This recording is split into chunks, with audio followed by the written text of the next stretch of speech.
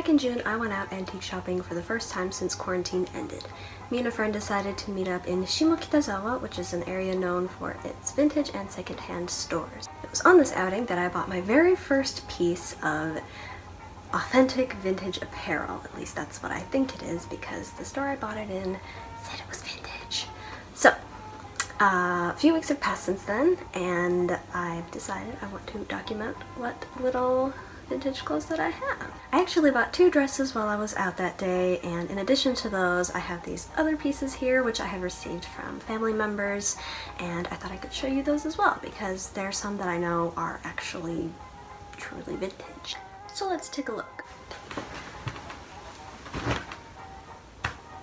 So here are the first 2 dresses that I bought while I was out. Now, I had looked into ways to date clothes, how I can date them beyond appearance, and I found out that you can look at things like buttons, seams, and tags, and you can kind of sort of get an idea of when they might be from.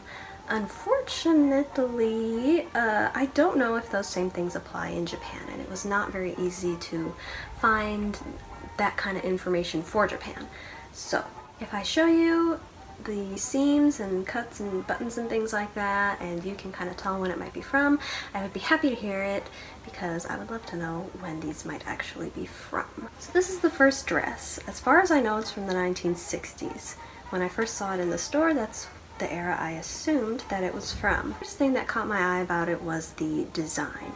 As you can see, it's very floral, very 60s, and when I saw it, I immediately thought of a set of bed sheets that my grandmother owns, which are from the 60s or 70s, somewhere around there. So I kind of looked at it and thought, oh, I'd love to be wearing my grandmother's bed sheets.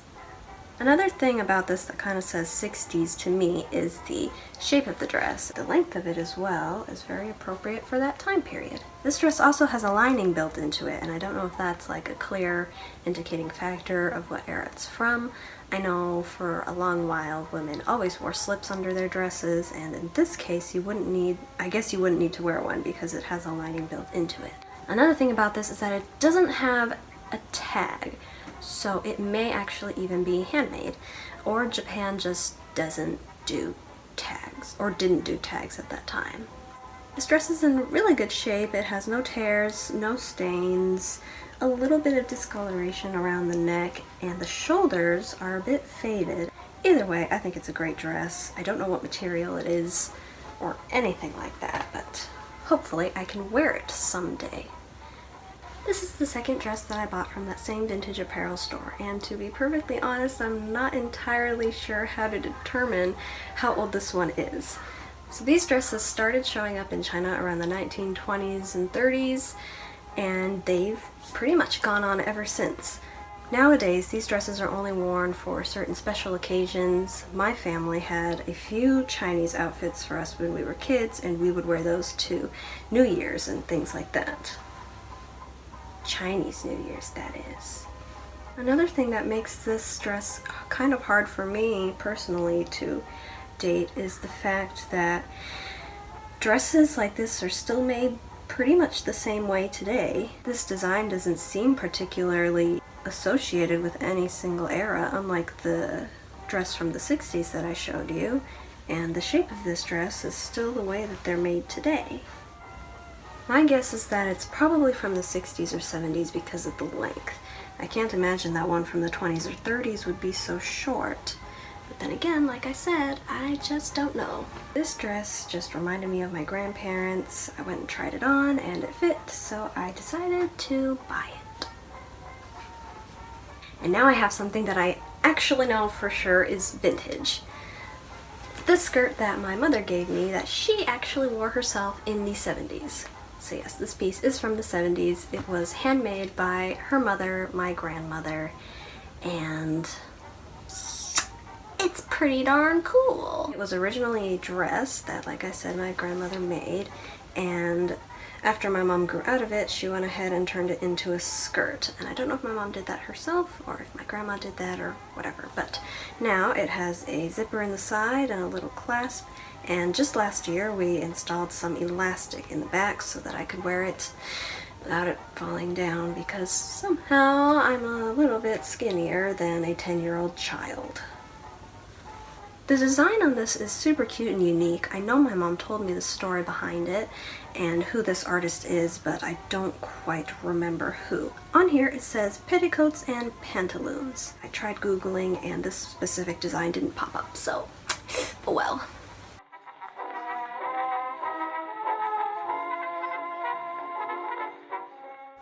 My mom gave me this skirt to wear when I was maybe 11 or 12 years old, and I've been wearing it ever since. I have since learned how to actually style it a bit better and actually take care of it better because it is only getting older and I want it to last for as long as possible. So next up I have two shirts that I had received from my grandmother on my mom's side, the same that made the skirt. Now these ones are the ones that I am having the most trouble trying to date because while I could have asked her when they were from, I didn't because I also didn't really think that she would remember. So we'll just get right into it. So the first shirt is the semi-sheer handmade blouse. Now like I said, I don't know when these are from, but I do know that she told me this blouse was made by my grandfather's sister because she was a seamstress and she knew how to do that, which I think is pretty cool. So I don't know if you can tell by this design at all when this was made. I certainly cannot date this at all. Since this was handmade, it has no tags or anything. I'm just kind of basing my assumptions on family history and when my grandparents did this, that, or the other. Let me know if you can tell based on this design here if this is something that's maybe from, like, I think it might be from between the 60s or 80s, between 60s and 80s, but if you have any insight onto when this might be from, that would be greatly appreciated. So next I have this white blouse that I also got from my grandmother. This one actually has a tag, or had a tag. She cut it off. I know she doesn't like the feeling of tags on her neck, so there's that. It has a tag, it has plastic buttons, it has embroidery on the front, so I don't know if you can tell something based on that, or even this lace around the collar here. You might be able to figure out based on that when this might be from. My guess is that it's from the 70s or so, although I have no clear indicator of that. It's just an assumption. So far, everything on this wall here is from the 60s or 70s in my opinion. I'm gonna be honest, anything that I've received from my grandma, I kind of sort of already assume is vintage or old in some way or another. That may or may not be true, but I'm just going to assume it for these items because to me they look vintage, and based on the history of them, I also kind of gather that maybe they are vintage. Finally, I have this set of lingerie from my other grandmother's side. Now, she didn't give this to me personally. It's a bit sadder than that. She actually passed away, and so we were cleaning out her clothes and things and all that, and I took one look at this and thought, okay, I can't let that suffer a thrift shop fate. I have to keep that for myself, so that's what I did. Date-wise, I can say with almost 100% certainty that this has to be from the 80s because when I first grabbed this, it had shoulder pads in this little cover-up jacket thing. I don't know what you call it, but it had shoulder pads. I have since removed them because I actually want to wear it and I don't want to have shoulder pads. Now besides that, it does have a tag and it does also have a care tag, so I think that dates it a bit as well, post 1970s at the very least. This may also be from the 90s or so, but you let me know what you think. It's a two-piece item. It also comes with this little negligee, perhaps is what you call it. Looks like something that I've seen in 1980s fashion magazines or lingerie magazines, whatever it was. This also has lace. I don't know if you can tell based on this lace when it might be from, but I'll give you a good look at that as well.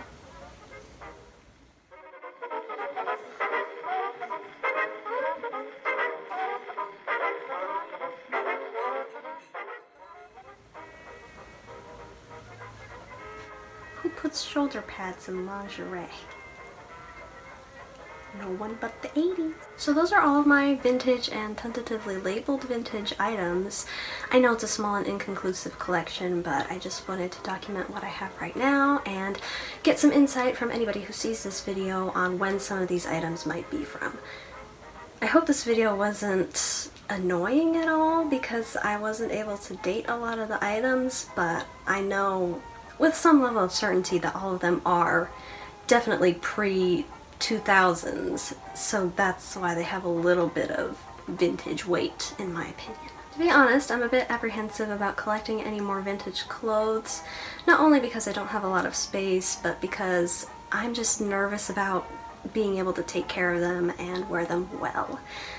Right now I'm not very well equipped to, of course, store them, but also if I get something that maybe has a stain, I might not be able to clean it very well or be able to afford to dry clean it. And then of course there's the whole matter of wearing it out and worrying, oh, am I gonna tear this or get stains on it or anything. So we'll see where my vintage collection goes from here. What I would like to do is make my own clothes. I know it's a long and tedious process. You don't have to tell me. I know. I've tried it and it hasn't worked. I haven't finished anything. And I don't have any sewing supplies here, anything like that, but I'm only staying in Japan for 1 year. I'm going to be going back to America at the end of this year, so maybe by then my sewing adventures can take off and I can actually finish something for once. So I'm starting to get off track. I'm going to end the video here.